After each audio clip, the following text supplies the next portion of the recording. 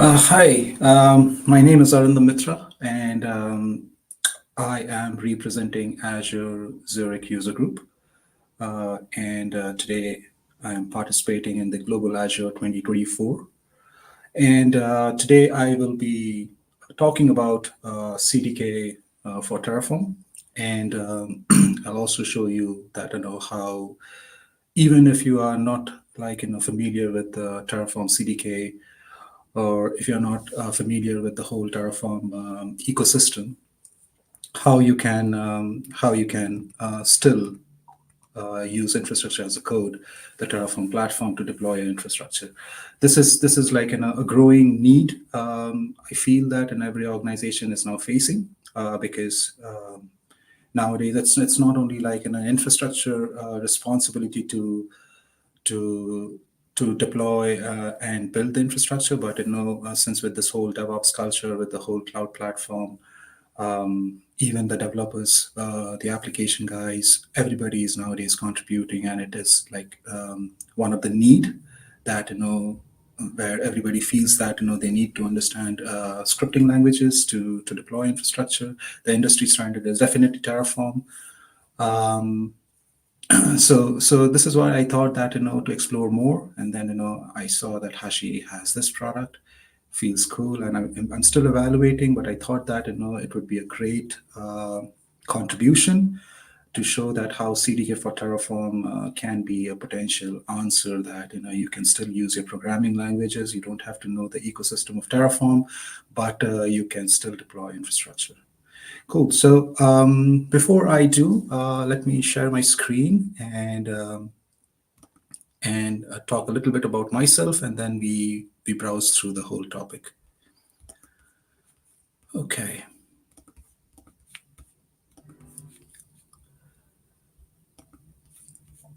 So as I said, my name is Arindam Mitra, and I am a Microsoft MVP in developer technologies. I am specializing in Azure cloud solutions, and like in a DevOps ecosystem. I'm a cloud services lead in Expo Solutions, and I'm also a technical blogger, speaker focused on cloud adoption, architecture, automation, build, and run in Azure. So this is a little bit about myself. This is my GitHub page. It's more or less, I try to keep it updated, and you can get in touch with email over Yahoo, Gmail, and then you have all my blog series, whatever I write, podcast, speaker sessions, all the YouTube links, and everything you can find out here. So feel free to browse in your own time. I normally blog in dev.to. So this is the typical dev.to website where I have my own credentials and everything, and I'm building my blogs. So this is like how it looks. And my session eyes, last year for 2023, I was awarded as the most active speaker. So this is what I have from Session Eyes.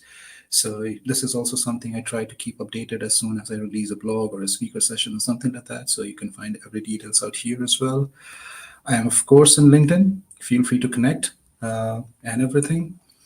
Then we have this, I have this Twitter profile. I'm not very active in Twitter, but sometimes I do post about my blogs, and sometimes I'm like not too active, but I'm very much active in LinkedIn.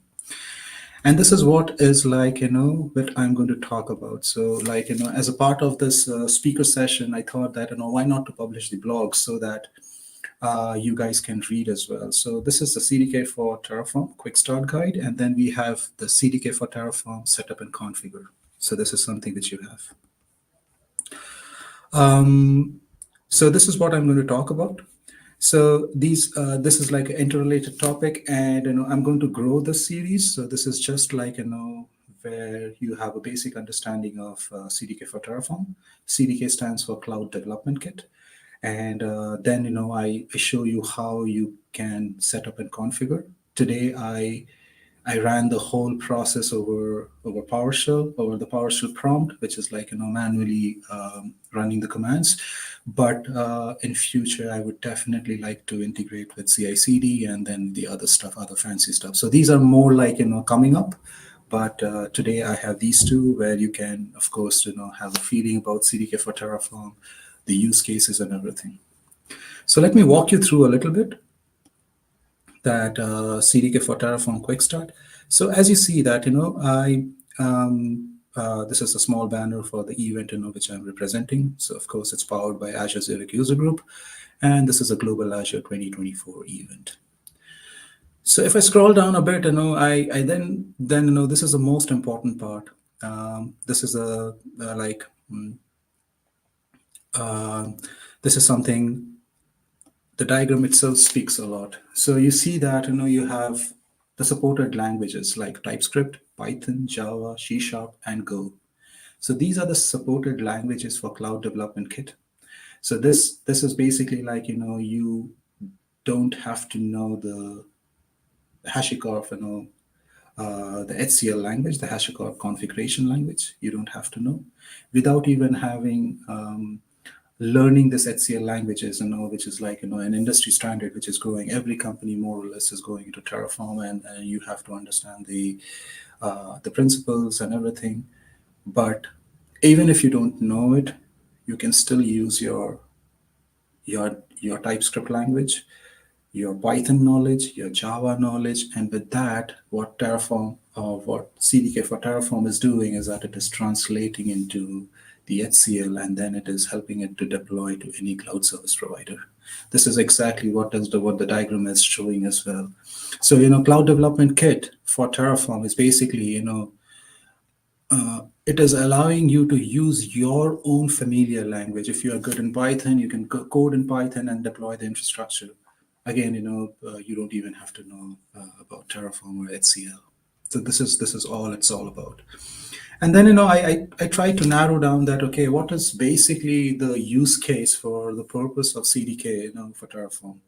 And then I started to think that, okay, more or less, since like in traditional data center world, you used to deploy the infrastructure, and there's an infrastructure team, and it's deploying VMs, it is deploying databases, all this traditional data center work you guys would, like we all are doing in our past experiences. And then when the cloud world came, again we try to take the same way of working towards cloud, but it doesn't work because it doesn't scale, because again you will always somehow will be the bottleneck, or you will be coming into the critical path of any project.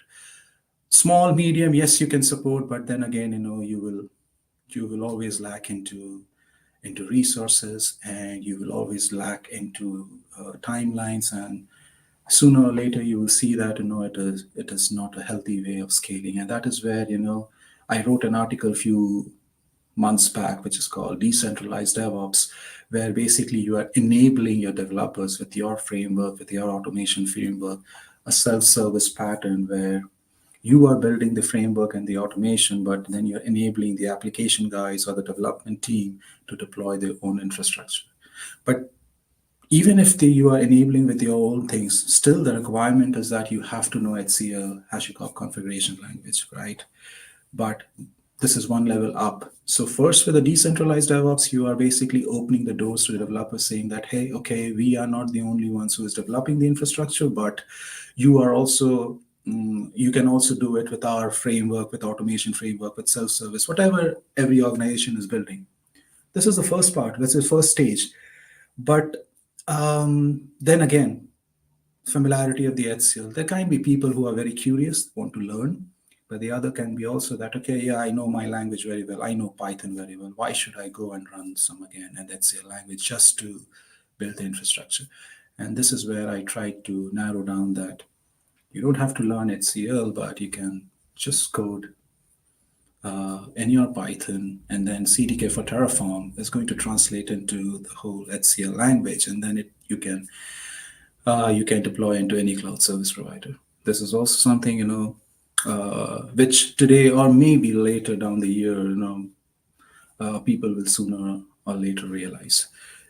Then this is of course one of the major use cases, but there is also a second use case that people can be very, very, how would I say, they would have very, very strong preferences that I would like to do everything with my programming languages. Now there's no good and bad in these things. This actually opens the door that that how flexible and how agile we can, and we don't have to be like headstrong in one very very clear directive that, oh yes, if you want to deploy a Terraform, this is the only way you have to do it. But there can also be other ways of doing it. And I think this is what could have been the vision of HashiCorp, developing this whole product called CDK for Terraform. So this is all about this one.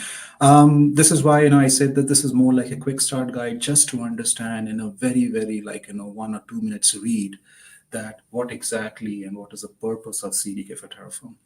So this is the one. Now what we do is, like, we go to the next part of the series, which is like, CDK for Terraform setup and configure. So here, what I'm trying to tell here is that, what I have done for the purpose of this demo and the purpose of this blog, I have considered that, okay, this is like, I have considered my cloud provider as Azure. You can do it in AWS, GCP, and everywhere, whichever cloud platform you want. But since I am like an Azure agnostic, and I specialize in Azure, so I've taken the cloud service provider as Azure. The language, I took it as TypeScript because I am not a programmer. I always believe that I am a scripter. Terraform, PowerShell, VB Shell script, Excel macro, anything. These are especially the things which infrastructure guys like me deal with. If you're coming from a data center experience and then you're moving towards cloud, or you have moved towards cloud, this is always a thing. So these are scripting languages. These are not programming languages. Programming languages are more like C, C++, Java, Python, R. These are more like programming languages. That is why I said that I'm not a programmer. I'm a scripter. So for me, I don't know how to code in Python. I don't know how to code in Java. This has never been my domain. So what I said is that, okay, if I have to evaluate CDK, what is the easiest thing among all these programming languages? And I found TypeScript, which I could really understand very fast. That's why I took a TypeScript. There is no thumb rule that why TypeScript and why not Python. You can choose, you can pick how fast you want to go. I took TypeScript because it was very easy for me to understand, and and build a small demo for the purpose of blogging, and for the purpose of awareness, and also for the purpose of showing you guys a demo out here. Again, so the thing is prereqs. Of course, Terraform installation is required. So that is what I tried to show you. While I was checking my version, I found that my Terraform was out of date. So what I did is, in the next screen, you see that there's a Choco upgrade. So I have a Chocolate package manager. So what I did, my Terraform. And then, of course, you need Node and Yarn. That is what I tried to show, that I installed it. Then you have the CDK for Terraform. So this is how you install it. The command is right in front of the screenshot. Then I verified the installation, that, okay, whether the CDK TF, CDK for Terraform has been installed successfully or not. Once this is done, then I tried to show you the local directory structure for my code, where I'm reciting the code and where I'm running it. When I was reading, when I normally read anybody's automation blog and everything, I'm very curious that, okay, you are showing me the final result, which is good in the blog purpose and everything. But since, I am also building my automation, I'm very much interested to also get a sneak peek of the local environment, because that gives me a very good understanding that, okay, what the author of the blog is trying to show me or trying to make me understand. So that is why I always make sure to put 1 or 2 screenshots, where I'm trying to show them that, okay, this is how is a local directory structure. It's not like, you're executing from some prompt, but you don't know that, how the structures look like. So what I did is I created a root directory called Terraform CDK. I will show you. Then inside CDK, I created Azure folder. Then inside Azure folder, I created 3 folders: resource group, log analytic workspace, and user assigned managed entity. In the screen, you only see resource group because the rest I didn't take it. But so that, what I try to do is that, I'm evaluating Terraform CDK. So that's a root directory. Inside that, my provider, which is Azure, and then inside that, all the resources, all the services. That's how I'm doing it. Then The thing is that, when you have the code, I mean, like in everything, you have so these are directories are all blank. So when I took the resource group directory, it was completely blank. What I did is inside that, I initiated the Terraform initialize command for CDK, CDK for Terraform initializing command. So I will show you the commands and everything. Once I initialize, this is the script for initializing all the files which you see in this one, all the files and folders gets created for Terraform is initialized. This is getting all created by themselves when you run the command, browsing inside that folder, and then when you're running the command, these all are getting created automatically. I am not creating anything manually, just to be very, very clear. So directory was empty. I opened PowerShell. I browsed through that path, ran the CDKTF initialization command, and all these things popped up. It took some time, but it popped up. This is all. Okay.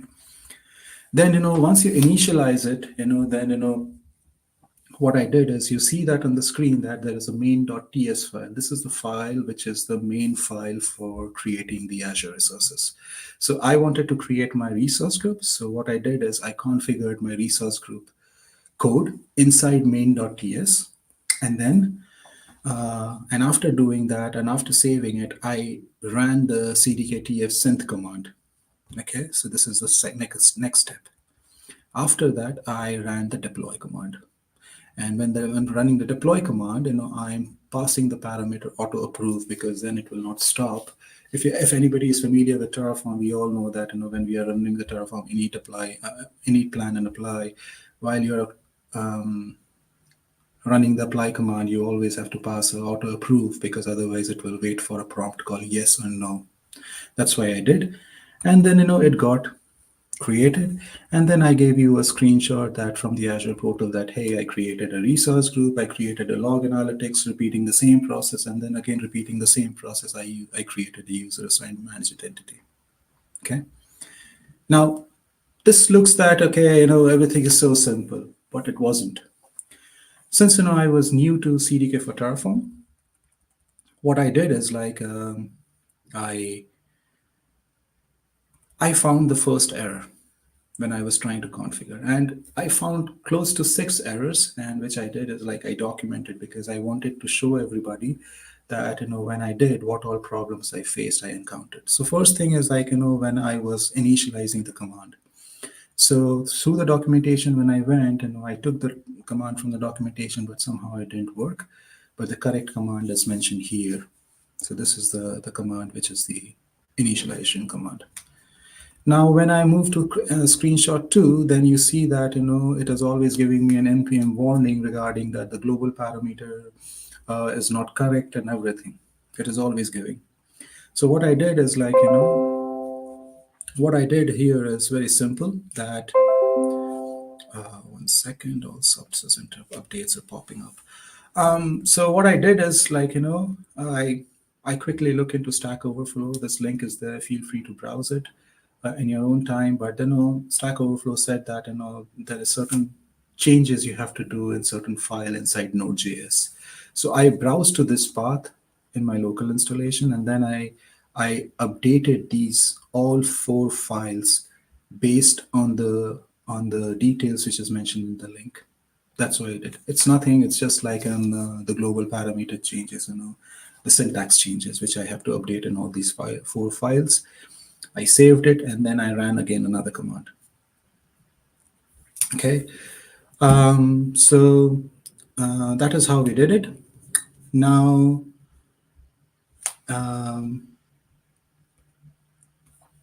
so now then comes the error 3, that I saw that, okay, there is like that I something like there is an interdependency.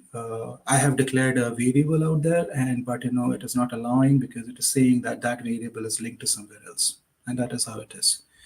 So then again, I referred, I googled, and then I found that, okay, there's a file tsconfig.json, and then the no unused locals was set to true, which I have to set to false, and then that error went away. Then we had the error number 4, where it was saying to me that, okay, unexpected token, blah, blah things. And then I saw that, oh, it is nothing else, but, there's a closed parenthesis, a closed bracket, which I missed out. And that is why it was an error. So fix that. Then in error 5, it was showing me that, there was a Azure provider problems. And then I read the documentation and found that I have to include this code block, which is the Azure provider RM, which I missed out. And then finally, this error that, when I was running the deploy command, that, since, I was troubleshooting and everything, somehow my AZ login, when I do my AZ login, of course, I get a token, right? But that token has expired. So what I did, I had to rerun the AZ login uh, uh, command. And then after that, when I ran the CDK deploy with auto approve parameter, the deployment was successful. So this is what I try to explain, that this is how I build up, and this is how the resources got created. Now, if you didn't could see the screens, what I did is, like, I have these screenshots available as well out here, just to so that, you guys have a better view of the screenshots if it is not visible. So this is something like, the screenshots, all the things and everything. So this is the upgrade of Terraform. So this was the Terraform version. This was Terraform upgrade. Then we have the Node version, Yarn version. This is the installation of CDKTF. Then, the CDKTF help to verify simply the versions. Then the directory structure. Then this is the whole, when I'm initializing the thing. Then I have, like, this is a second screen, and this is a final thing which is getting generated. Then I have the, when I did, again, when I showed that what is inside the directory, all these files get created. Then, I opened it through Visual Studio Code. Then, I did the account setting to provide to the subscription. Then I did the synth. Then I did the auto approve, and where everything is getting deployed. And rest is the error screenshot, which I'm not showing, but, this is all about all the screenshots which I took for the purpose of the blog. But I thought that, it's very important in the demo that, you are actually doing everything. Now I go here, and you now see that I have, like, 3 folders which I have opened in, which I have basically opened. And now I will explain you one by one. So when you are running the initialization command, so this inside this resource group, all these gets created. The most important part which you have to know is the .gen file. When you are in the .gen file, when you are expanding it in the provider, you have this Azure RM and Azure AD provider, because your code is importing everything from here. And when you expand your Azure RM, you see all the Azure services provider, everything. I'm not scrolling down because the list is too long, but feel free to navigate in your own time. So this is how it looks like. Now, why this is important? Because when I'm creating my resource group and I'm using the TypeScript as a language to create the code, you see that, I'm always putting import Azure provider from current directory, and then .gen provider, Azure RM provider, and then provider. So since I'm using Azure, and, I'm creating a resource group, so, of course, I have to give the provider, which is Azure Resource Manager, and then you have to give the service part. So if you scroll here, you will see that resource group, and this is the path. This is very important. And this is exactly the Azure RM provider feature, which I have to create. Otherwise, it will not allow you. And this is the code where you are basically creating and passing the name and the location. And this is how it is. Easy peasy, takes a little bit of a time, but, you get a hang of it. Similarly, the same thing is with, so this is like, a complete TypeScript. It is not Terraform that, you are creating everything by knowing and learning Terraform. It's pure TypeScript we are doing and everything. But the question here is that, how do you know that, when you're creating a resource group, and what was the parameters and everything to be taken? So they have made, it took me quite a while to understand that, how it happened. But if I expand Azure RM, and if I go here and I scroll down, down, down, down, down, down, LMNPQR.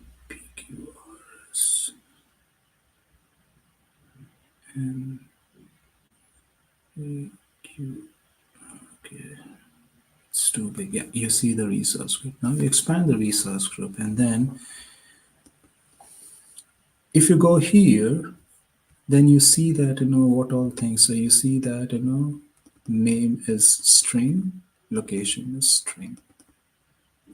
So you are getting everything. Now if for example I check for, let's check for log analytics. Okay, so log analytics should be somewhere here. Lot of log analytics workspace. If you see here, and if you go to index dot this one, then you see that you have everything. You have the daily quota beat, I mean like the collection, you have the location, you have this, there is also a skew and everything. So what I'm trying to say is that all the parameters and everything, all the variables which are written out here, like the skew, what is the retention days, resource group name, whatever is required to create a log analytics, everything is mentioned out here. So you can always refer here. This is what I tried to mention, that okay, I mean like the first thing which popped in my head was like, okay, this is the part I understand. And this is a part I understand, that okay, I have to have the name and location because I have done in Terraform. But say suppose who has not done Terraform and they are starting for the very first time, how would they know? Of course, they have to refer to Terraform registry, because from there they will know that okay, in this particular block of code, what all variables and key value pair I have to put in, which is perfectly fine. But you also, like you can refer these files under the .gen file, a .gen folder, and then you can always list it down. So always make sure that you are referring to the Terraform registry. You don't have to understand, you just have to understand the block. That okay, in this block, these things are there. How am I supposed to do it in CDK-TF? Similarly, these all things, which I, for log analytics, this is for managed entity. So you see that in the managed entity, I have created this one. So I'm basically using the resource group name, which I had already created and everything. This is how it is. And then, we have the log analytics workspace. Again, if you go to the main.ts file, you see that, I have put together name, location, resource group name, skew, retention. So, when I was doing this, it is at that time I realized that, okay, yes, I have to, in order to put this in TypeScript, not only like I have to refer to the Terraform registry where they have this public modules and everything and the sample examples, but you also have to refer to the .gen and the provider, and then into log analytics, even to see that the conventions are all correct. And finally is like this. This is the screen. I just kept it open because I thought that it would be like cool to show you not only the code, but this is also something where you see that I have done everything out here. It is already created, so I'm not going to run it because I'm going to keep this video very, very short and discreet. But this is how I ran the Terraform synth. You see the synth command, which is basically initializing everything, and it is creating this thing, and then I'm running the CDK deploy auto approve command, and finally when I'm running the auto approve command, if you have dealt with Terraform, you see that the outputs and everything is more or less the same. It is showing me that okay, there's one plan to add, 0 to change, and 0 to destroy. Exactly like the same thing, but the only difference is that you are not using the native Terraform, but you are using CDK for Terraform, and on the top you are writing the code in TypeScript. That's all I wanted to show you guys. Again, please feel free to refer to my blogs and everything. If you have not read it, I suggest you have a read. I've tried to keep it very simple with lots of screenshots so that you understand more better. I love to put more screenshot because the more is the visualization, more is easy to understand rather than bunch of text. That's why I do it. Again, the code structure is here. Let me browse through you the code repository so that it's easy for you guys to understand. So this is a CDK for Terraform, just my top of the browser. So here that since I'm going to add more and more content. So that is why in the root README, you will see that all the links and everything.